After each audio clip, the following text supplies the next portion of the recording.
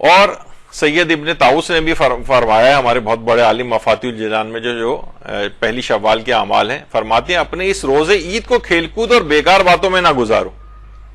کیونکہ تمہیں نہیں معلوم کہ آیا تمہارے اعمال رد ہوئے یا قبول ہیں، پس اگر تم ان کے قبول ہونے کی امید ہے تو تمہیں بہترین طریقے سے شکر ادا کرنا چاہیے، رد ہونے کا ڈر ہے تو اس پر گہرے غم میں ڈوب جانا چاہیے، یعنی اپنی حالت کے اوپر کہ پتہ نہیں اللہ نے قبول کیا ہے پتہ نہیں قبول نہیں کیا۔ تو بہرحال کہا کہ عید کو کھیل کود اور بیکار باتوں میں نہ گزارو۔ تو اگر ان کے لوگوں کے دماغ میں ہے کہ اس میں کھیل کود بیکار، وہ تو اسلام پہلے بھی نہیں کہہ رہا ہے، چاہے آپ غم منائیں یا نہ منائیں، اس سے فرق نہیں ہے۔ عید کا دن کوئی فسق و فجور اور کھیل کود کا دن تو نہیں ہے۔ اور عید کرنے کے بعد جو گناہ کی ویسی بہت مذمت آئی، امام محمد باقر علیہ السلام فرماتے ہیں، صلی اللہ محمد فرماتے ہیں گناہوں کے بعد نیکیاں کس قدر اچھی ہیں اور نیکیوں کے بعد گناہ کس قدر برے ہوتے ہیں۔ یعنی ابھی آپ نے پورا رمضان گزارا ہے اتنا نیکیاں کرتے ہوئے، اعمال شب قدر کرتے ہوئے، کتنی دعائیں، اذکار، عبادات، اور اس کے فوراً بعد بس عید کا دن آیا اور آپ نے ایک دم سے انقلاب آپ کے اندر آ گیا اور جو ہے وہ نیکیوں کے بعد گناہ کرنے شروع کر دیے۔ کہا کس قدر نیکیوں کے بعد گناہ کس قدر برے ہیں اور گناہوں کے بعد نیکیاں کس قدر اچھی ہیں۔ انسان پچھلی چیزوں کو اپنے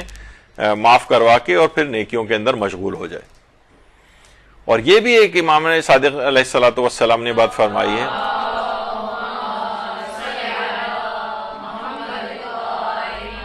کہ جسے یہ معلوم کرنا ہو کسی کی نماز قبول ہوئی ہے یا نہیں ہوئی، تو نمازوں کے اعتبار سے بھی ہو سکتا ہے، روزوں کے اعتبار سے بھی ہو سکتا ہے، تو یہ دیکھے کہ اس کی نماز یا مثلاً اس کے روزے نے، یہ میں اپنے روزے کا میں نے اپنی طرف سے اضافہ کر دیا کیونکہ بات ایک ہی جیسی ہے، نے اسے فحشاء اور منکر سے روکا یا نہیں، پس وہ جتنا وہ برائیوں سے بچے گا اتنی ہی اس کی نماز قبول ہوگی۔ یعنی نماز اور روزے ہمارے پرسنٹیج وائز بھی قبول ہوتے ہیں، یہ نہیں ہوتے کہ آل اور ننس لا استعمال ہوتا ہے یا تو 100% قبول یا بالکل زیرو، ایسا نہیں، پرسنٹیج وائز بھی قبول ہوتے ہیں۔ جیسے خشوع خضوع جتنا زیادہ ہوگا اتنی نماز میں پرسنٹیج قبولیت کی بڑھتی جائے گی، جتنا اپنے آپ کو گناہوں سے بچائیں گے اتنی پرسنٹیج، زیادہ گناہوں سے بچا رہے ہیں نماز زیادہ قبول ہو رہی ہے، کم گناہوں سے بچا رہے ہیں اپنے آپ کو نماز کم قبول ہو رہی ہے۔ اسی طرح سے نماز اور روزے دونوں کا مسئلہ ہوگا۔ اور یہ بھی فرمایا امیر المومنین نے کہ زیادہ خوبصورت لباس پرہیزگاری کا لباس ہے، یعنی گناہوں سے بچنے کا لباس۔ دنیا کے لباسوں میں سب سے زیادہ خوبصورت لباس یہی ہے۔ اور خاص طور پر کیونکہ عید قریب ہے تو اس میں کچھ باتیں اس متعلق بھی آ جائیں کہ عورت کے لیے میک اپ کرنا اور مہندی لگانا بذات خود جائز ہے، لیکن انہیں لگا کر نامحرموں کے سامنے آنا یہ جائز نہیں۔ اگر ایسا کیا تو چہرے اور ہاتھوں کو نامحرم سے چھپانا واجب ہو جائے گا۔ یہی وجہ ہے کہ عورتوں کے لیے آیت اللہ سیستانی فرماتے ہیں احتیاط مستحب ہے کہ جوان عورت نماز عید کے لیے نہ جائے، البتہ یہ احتیاط بوڑھی خواتین کے لیے نہیں۔ اس پہ بھی لوگ بہت وہ ہوتے ہیں کہ ہم وہاں جاتے ہیں امام رضا کے اس میں، وہاں تو سب عورتیں بھی ساتھ نماز عید پڑھ رہی ہوتی ہیں۔ اجازت ہے، صرف یہ کہ احتیاط مستحب کے پیچھے بھی یعنی غالباً شاید یہ ہو کہ دیکھیے عید کا دن ہے، یقیناً انسان تیار ویار ہو کے ذرا بن ٹھن کے جو ہے وہ جاتا ہے، تو اگر نماز عید کے لیے بھی جا رہی ہیں اور خواتین، تو ایسا نہ ہو کہ کہیں بے اعتدالی ہو جائے اور حرام کی طرف نہ چلے جائیں، اور تو اس لحاظ سے اس کو پسندیدہ شمار نہیں کیا گیا کہ احتیاط مستحب عورتیں نماز عید کے لیے نہ جائیں، گھر میں پڑھ لیں، مستحب ہے گھر کے اندر بھی پڑھ سکتی ہیں وہ، لیکن یہ احتیاط بوڑھی عورتوں کے لیے نہیں ہے، وہ اگر چلی جائیں نماز عید وغیرہ کے لیے تو اس میں مسئلہ نہیں ہے۔ اور شب عید آئے گی جس میں ہمارے یہاں فوراً گانے بجانے اور کیا کیا کچھ شروع ہو جائے گا۔ یہ روایت میں آیا ہے، پیغمبر فرماتے ہیں کہ یہ رات شب عید الفطر مرتبے میں شب قدر سے کچھ کم نہیں،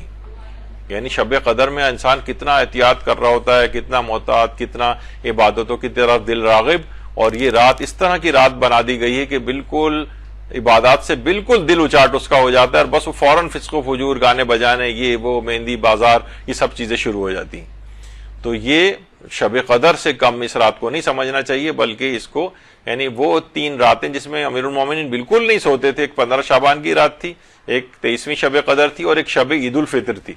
تیسری رات شب عید الفطر جس میں امیر المومنین پوری رات، اور ائمہ کا طریقہ کار بھی تھا کہ پوری رات جاگ کر عبادت کیا کرتے تھے، تو اس رات کو بہترین طریقے سے گزارنا ہے۔ اور امام جعفر صادق علیہ السلام یہ بھی فرماتے ہیں